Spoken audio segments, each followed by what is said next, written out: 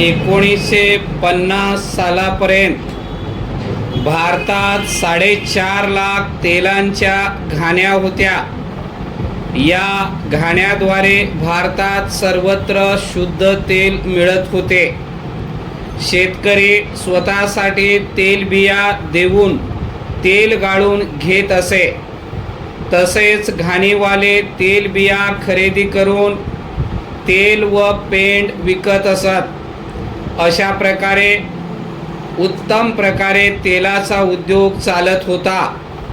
त्यावर कोणतेही कर वगैरे नव्हते. त्यामुळे तेलातही भेसळ अशी होत नसे. स्वातंत्र्यानंतर औद्योगिकरणाचे युग आले. परिच्छेद पंचवार्षिक योजनेप्रमाणे काम होऊन मोठमोठे उद्योग स्थापन झाले. बँकेतून उद्योगधंद्यासाठी भरपूर कर्जाऊ रक्कम मिळू लागले. सरकारकडून सबसिडी मिळू लागली. त्यामुळे मोठमोठ्या तेलगिरण्या निघू लागल्या. 5 वर्षाच्या काळातच 4.5 लाख घाण्यातल्या 3 लाख घाण्या बंद पडल्या. उरलेल्याही घाण्या बंद पडण्याच्या बेतात आहेत. तेल घाणीवाल्यांचा धंदा बंद पडला. बंद पडण्याचे हे कारण काही काळ समजले नाही. त्यामुळे 3 ते 3.5 लाख कुटुंबावर बेकारीची संकटे आली. त्यांच्या जागी 5 ते 7 हजार तेलाच्या गिरण्या स्थापन झाल्या. परिच्छेद भारतात 16,000 एक्सपेलर मशीन गिरणीत बसवली. त्यांच्याद्वारे तेल काढले जाते. भारताचे तेलबियाचे उत्पादन 130 लाख टन आहे.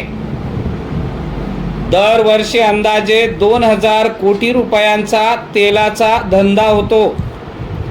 तरी सुद्धा प्रजेला भेसळ झालेले तेल खावे लागते. पैशाच्या बळावर या उद्योगात किती उलाढाल उद्योगधंदेवाले करतात हे दिसून येते.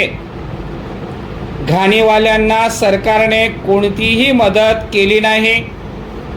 तुमचा उद्योग तुम्ही करावा यासाठी सरकारने तेलगिरण्या स्थापन करण्यासाठी उद्योगपतींना बँकेतून लाखो रुपयाचे कर्ज तेलबिया खरेदी करण्यासाठी व पिळण्यासाठी मदत केली.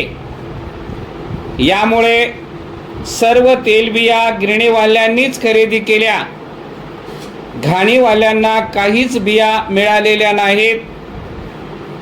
पूर्वी गावातील बियांचे तेल गावातच गाळून गावातीलच लोकांना मिळत असे.